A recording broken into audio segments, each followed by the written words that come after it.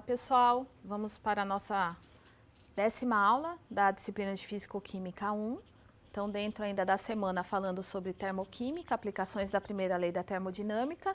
E hoje, especificamente, vamos falar sobre estado padrão, entalpia padrão e alguns processos de transição de fase em relação à entalpia, tá?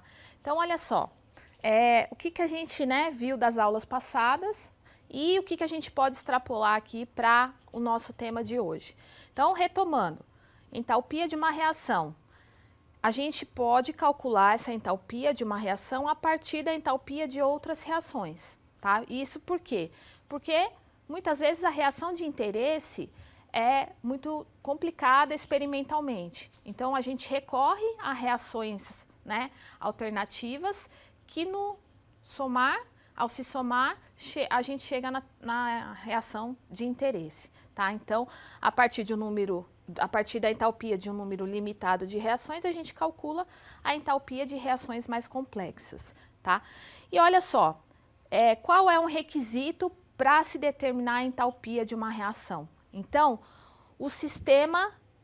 essa entalpia deve ser medida com o sistema em um estado bem determinado, tá? Então, a gente tem que ter os parâmetros, as propriedades físicas que estão relacionadas com o sistema, muito bem determinadas, as substâncias em suas propriedades muito bem determinadas.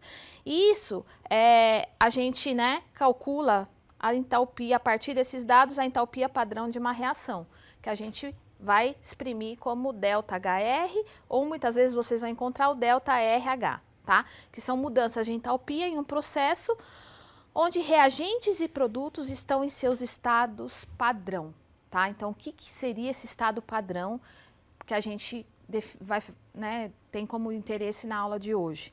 Estado padrão de uma substância em determinada temperatura é a forma pura dessa substância exatamente a 1 bar de pressão, tá? E nessa temperatura específica, tá? Em que estado essa substância está a 1 bar de pressão e naquela temperatura específica. Então, vamos ver alguns exemplos, ó. Qual é o estado padrão do etanol a 298 Kelvin? Ele é um etanol líquido e puro, nessa temperatura. E se a gente está falando que é estado padrão, a gente já sabe que a pressão é 1 bar. Então, nessa pressão e nessa temperatura, como é que nós encontramos o etanol? Encontramos no estado líquido e puro, tá? Por sua vez, olha só, o ferro. Qual é o estado padrão do ferro a 500 Kelvin? Então, ele é encontrado como ferro puro e sólido, nessas condições, a 500 Kelvin e 1 bar de pressão, tá? Então, isso é que a gente define como estado padrão da substância, como é que ela é encontrada.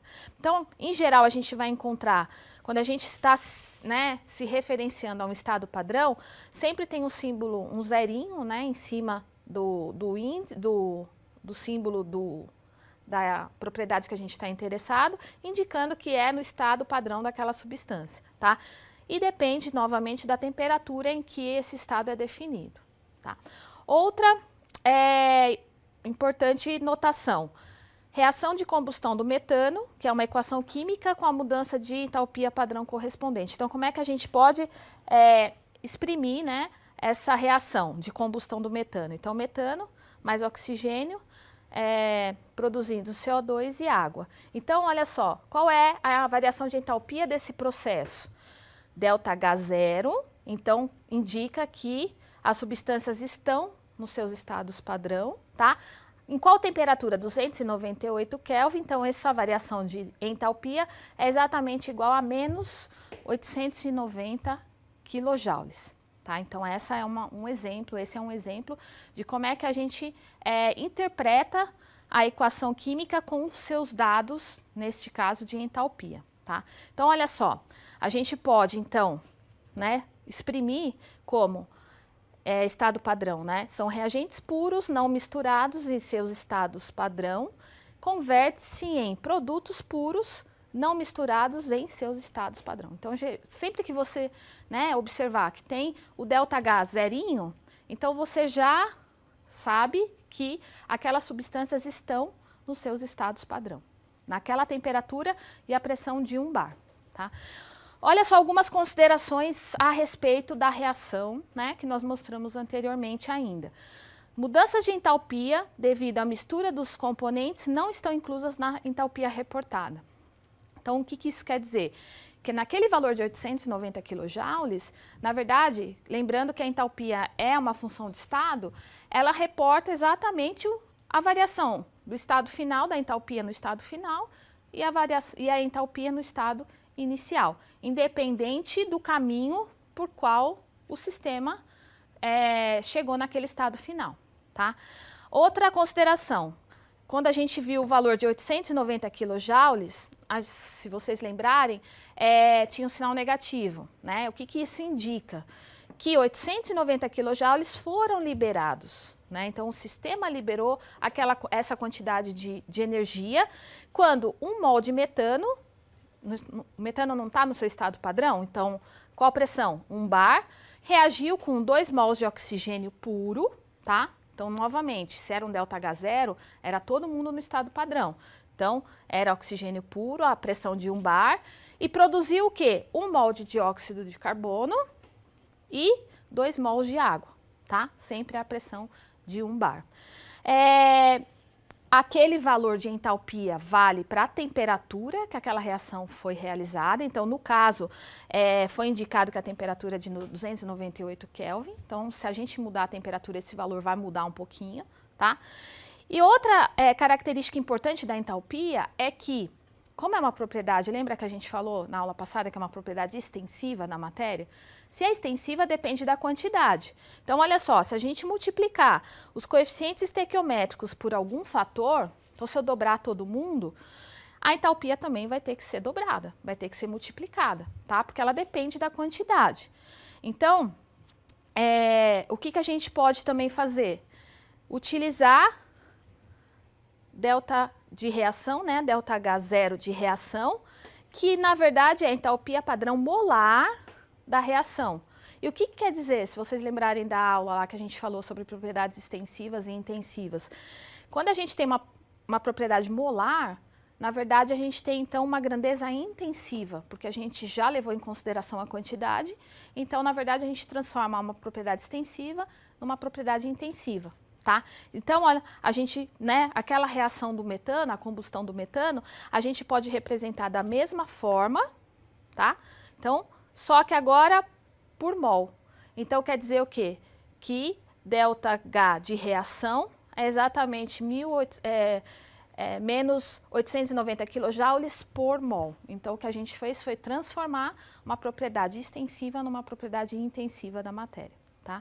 Então, novamente, por mol, no valor de ΔH, indica que é por mol de reação, tá? Ou seja, 1 mol de metano por 2 mols de oxigênio e assim por diante. E aí, como é que a gente pode calcular o ΔH de reação padrão, né? A gente, então, pode considerar que vai ser a entalpia padrão dos produtos menos a entalpia padrão dos reagentes, tá? E aí, uma outra forma, né, de expressar essa variação de entalpia da reação é o somatório das entalpias. Aqui eu não tenho 2 produtos, então eu vou fazer o somatório das entalpias aqui, levando em consideração os coeficientes estequiométricos, menos a entalpia, a combinação aqui das entalpias dos reagentes, levando em consideração os coeficientes estequiométricos, tá? Então, vamos ver um exemplo aqui. Imagina essa equação, né, hipotética, 2A mais B dando 3C mais D. Então, como é que a gente calcularia o ΔH padrão, ou a entalpia padrão de reação para esse sistema aqui? Então, a gente tem que relacionar, lembrando do slide anterior, que o ΔH da reação vai ser igual a quem? O ΔH, as entalpias dos produtos, a somatória das entalpias dos produtos, menos a somatória das entalpias dos reagentes, levando em consideração os coeficientes estequiométricos. Então, como é que a gente, né, uma forma final aqui da nossa expressão? Então, seria 3 vezes a entalpia do C, né, mais, tenho mais produto? Tenho o D. Então, somo com o D, 1 vez a entalpia do D, acabaram-se os produtos. Então, agora menos a entalpia dos reagentes, menos 2 vezes a entalpia do A, somando com uma vez a entalpia do B, porque eu tenho que fazer a somatória disso menos a somatória disso. Tá? Então, essa seria a forma de a gente calcular, sabendo as entalpias individuais das substâncias envolvidas na reação, nós temos como calcular o ΔH da reação global. Detalhe importante que a gente pode observar de alguns dados na reação, né? Então, a equação também pode indicar também alguma mudança química, por exemplo, combustão, ou uma mudança física como a vaporização. Então, o que eu quero dizer com isso? Olha, você pode encontrar ΔFH, ΔRH, que na verdade é a reação genérica de reagentes se tornando produtos. Se vocês encontrarem um ΔFH, quer dizer o quê? Que é uma reação de formação. Então, é elementos se transformando em um determinado produto, se combinando para gerar aquele determinado produto. Se vocês encontrarem um ΔCH, indica que é uma reação de combustão, tá? Então, vai ser um composto que, reagindo com oxigênio, vai formar CO2 e água. Se vocês encontrarem um ΔFUSH, é uma entalpia relacionada a um processo de fusão. E assim por diante, de vaporização, de sublimação, de transição de fase. Então, dependendo do símbolo que a gente encontrar, já nos dá uma dica de que tipo de processo, que tipo de reação que está ocorrendo naquele sistema. Outra característica, entalpia padrão de formação. Então, como eu já citei no slide anterior, o que essa entalpia está relacionada a quem? A formação de um molde de substância a partir dos seus elementos. E aí, em seus estados de referência, usando aquele conceito. Qual é o estado de referência de um elemento? É a sua forma mais estável, tá? A 1 bar e naquela determinada temperatura, que seria o que a gente citou como estado padrão. Então, olha só um exemplo aqui para ver se fica claro. Nessa temperatura de 298 Kelvin, o estado de referência do nitrogênio é um gás composto por moléculas de N2, tá? E o estado de referência do mercúrio, a 298 Kelvin, é o quê? Mercúrio líquido, e do carbono é a forma de grafite, tá? Então, aqui é só para exemplificar alguns estados de referência, estados padrão que a gente utiliza quando a gente está considerando uma reação de formação. Então, a gente tem um composto que foi formado a partir dos seus elementos nos seus estados de referência. Então, o ΔH de formação depende do estado físico da substância, tá? Naquela temperatura. A gente traduz essa entalpia padrão de formação como formação de um mol da substância, de modo que a gente tem que considerar a reação balanceada corretamente. Tá? Como naquele slide anterior, onde a gente leva em consideração os coeficientes estequiométricos. Então, vamos ver um exemplo. Hidrogênio reagindo com oxigênio para formar água. Então, aqui a gente já tem, que é uma reação de formação. Formação de quem? Da água a partir de seus elementos em estados de referência. Tá? Então, olha só, o ΔH de referência, isso é importante, porque é convencionado. Então, o ΔH de formação padrão dos elementos, geralmente é sempre igual a 0, tá? Para o elemento puro na sua forma estável, ou seja, pressão de 1 bar e na temperatura de interesse. E a gente também pode encontrar alguns valores diferentes de acordo com a temperatura, embora a gente procura sempre adotar 298,15 Kelvin como padrão. Tá? Então, esse seria uma convenção que nós utilizamos. Aqui eu coloquei uma tabela só para vocês terem noção de algumas entalpias padrão de formação para algumas substâncias. Então, a gente tem aqui que para formar, por exemplo, cloreto de prata, essa reação libera menos 127 kJ por mol, e assim por diante, aonde a gente tem um indicativo de que esse calor, essa entalpia, é relacionada com a formação dessas substâncias a partir dos seus elementos nos estados de referência. Tá? Outra informação importante. Vamos imaginar essa reação aqui do eteno reagindo com oxigênio, formando CO2 e água. Tá? Então, a gente pode calcular o ΔH de reação padrão para essa reação a partir de quem? Das entalpias de formação das espécies envolvidas. Tá? Então, olha só, como seria o cálculo da variação de entalpia dessa reação, para essa reação? Seria exatamente, se a gente lembrar, né, anteriormente que foi definido, que é o quê? É a entalpia dos produtos menos a entalpia dos reagentes. Então, olha lá, 2 vezes a entalpia do CO2, mais 1 vez a entalpia da água, acabaram-se os produtos. Agora eu vou menos 1 vez a entalpia do eteno, menos aqui, né, 5/2 da entalpia do oxigênio, tá? Só que aqui, como a gente falou anteriormente, para o oxigênio, né, que é um elemento puro, o ΔH de formação é exatamente 0. Então, se a gente fizer a conta aqui, a variação de entalpia dessa reação, né, para a formação de quem? Né, para essa reação, na verdade, a gente vai ter um valor de menos 1.298,58 kJ/mol a menos 1. Então, essa reação nos indica que foi liberado calor nessa quantidade aqui. O sistema liberou calor, tá? Já que é negativo.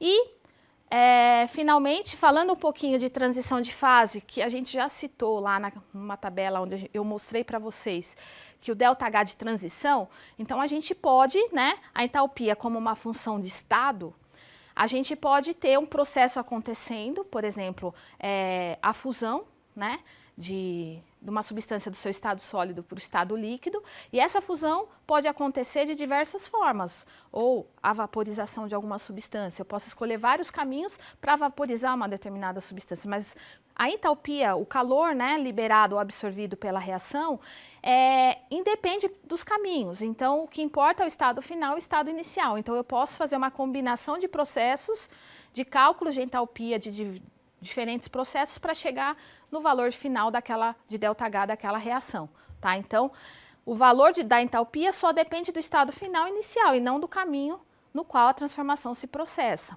tá? Então, lembrando, né, daquela analogia que eu fiz, na hora de subir uma montanha, eu posso escolher ou o caminho mais íngreme ou alguns atalhos, mas o que depende é sempre o estado final, o estado inicial e o estado final, tá? Então, quando a gente tem uma transição de fase, é exatamente isso que acontece. A gente pode, né, fazer essa transição de fase de diversas formas, mas o que importa no final é o estado, né, inicial e o estado final que o sistema alcançou. Então, a gente, por exemplo, no caso da sublimação, se uma transição de fase está acontecendo e há uma sublimação, eu posso calcular qual é a variação de entalpia desse processo. É o ΔH da fusão mais o ΔH da vaporização. E aí, se essa sublimação aconteceu por outras vias, a gente faz a combinação dos processos pelos quais o sistema foi conduzido. Tá? Então, por hoje era isso, e na próxima aula iremos, né, ver um pouquinho sobre entalpia de ionização, entalpia de ligação e lei de Hess.